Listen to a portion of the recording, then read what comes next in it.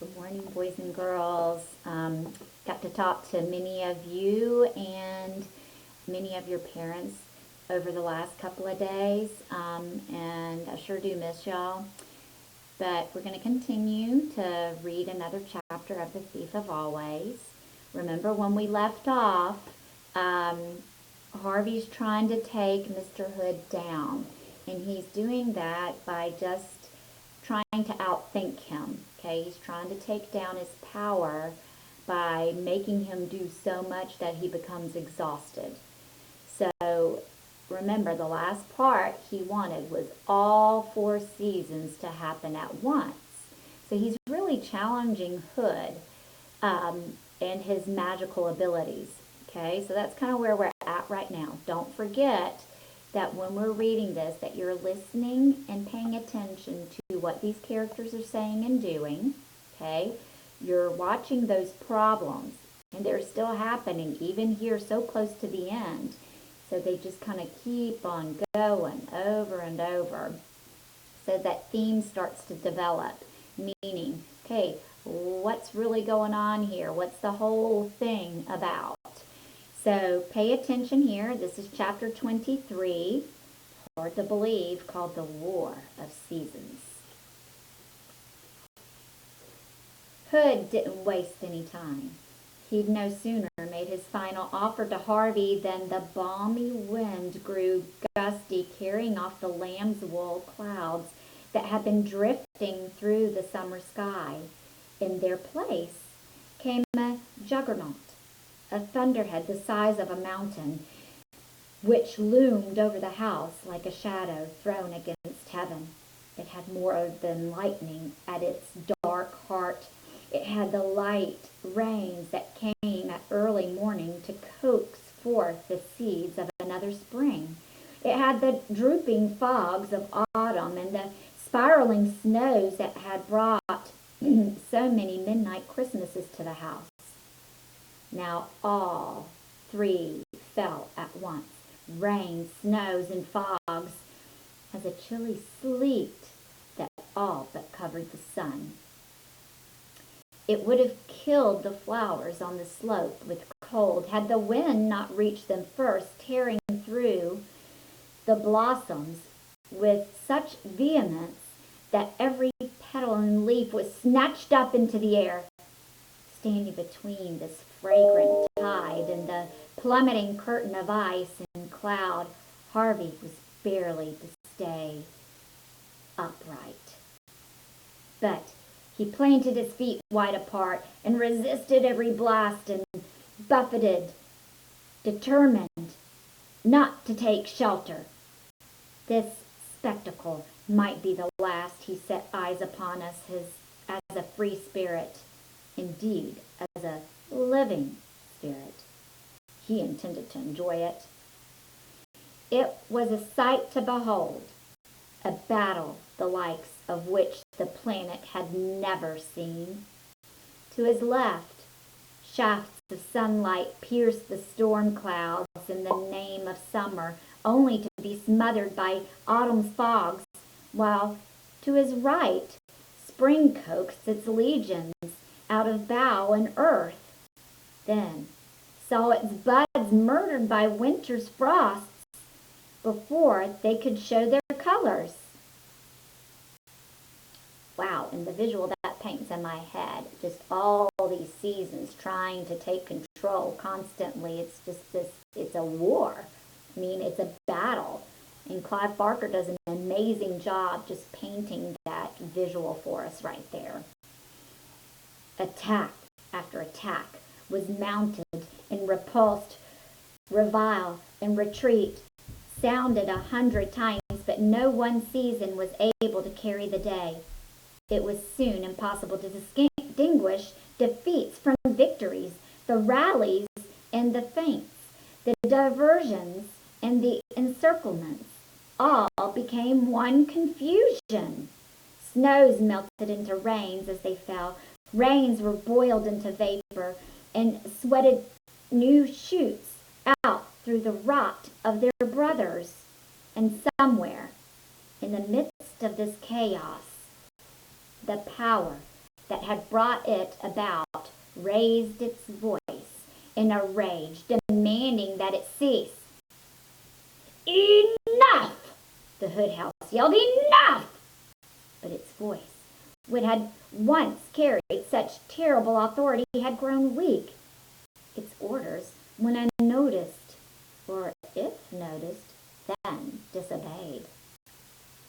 The seasons raged on, throwing themselves against each other with rare abandon, and in passing, tearing at the house which stood in the midst of their battlefield. The walls, which began to teeter as Hood's power diminished, were thrown over by the raging winds. The chimneys were racked by thunder and toppled. The lightning rods struck so many times they melted and fell through the slateless roof in a burning rain, setting fire to every floorboard, banister, and stick of furniture they touched.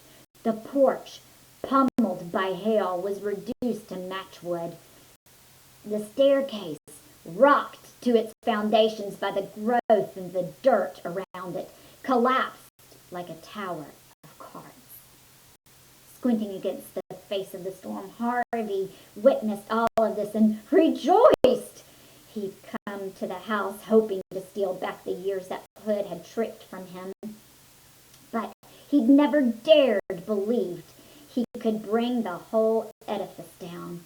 Yet here it was, falling as he watched. Loud though the dents of wind and thunder were, they couldn't drown out the sound of the house as it perished and went to dust. Every nail and sill and brick seemed to shriek at once, a cry of pain that only oblivion could comfort. Harvey was denied a glimpse of Hood's last moments. A cloud of dirt rose like a veil to cover the sight, but he knew the moment his battle with the Vampire King was over, because the warring seasons suddenly turned to peace. The thunder had softened its furies and dispersed. The wind dropped to an island breeze. The fierce sun grew watery and veiled itself in mist. There was a debris in the air, of course, petals and leaves, dust and ash. They fell like a dream rain. Through their fall marked the end of a dream.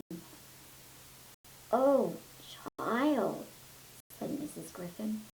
Harvey turned to her. She was standing just a few yards from him, gazing up at the sky. There was a little patch of blue above their heads. The first glimpse of real sky these few acres of ground had seen since Hood had founded his empire of illusions. But it was not the patch she was watching. It was a congregation of floating lights, the same that Harvey had seen Hood feeding upon in the attic, which had been freed by the collapse of the house. They were now moving in a steady stream toward the lake. "The children's souls," she said, her voice growing thinner as she spoke the word. "Beautiful." Her body was no longer solid, Harvey saw. She was fading away in front of him. "Oh no," he murmured. She took her eyes off the sky and stared down at her arms and the cat she was carrying in them. It too was growing insubstantial. "Look at us," Mrs. Griffin said with a smile upon her weary face. "It feels so wonderful. But you're disappearing." "I've lingered here far too long, sweet boy," she said. There were tears glistening on her face, but they were tears of joy, not sadness. "It's time to go." She kept stroking Stu Cat as they both faded from sight. "You are the brightest soul I ever met Harvey Swick. Keep shining, won't you? Harvey wished he had some words to persuade her to stay a little while longer, but even if he'd had such words, he knew it would have been selfish to speak them. Mrs. Griffin had another life to go to, where every soul shone. Goodbye, child, she said. Wherever I go, I will speak of love, of you. Then her ghostly form flickered out, leaving Harvey alone in the ruins. Lots to think about there with that particular chapter. Mrs. Griffin was tired. She didn't want to be there anymore. She'd been there pretty much her whole life, which was hundreds and hundreds of years, because Hood had trapped her there. So she was ready to go, and she loved Harvey for that, giving her that gift to just be able to let go. Also, the souls floating, the lights, is going to be a very interesting next piece to what is going to happen next in this text. So I hope you're paying attention to, again, the setting has changed once again, okay, because he's brought it down. Okay, so that was one piece.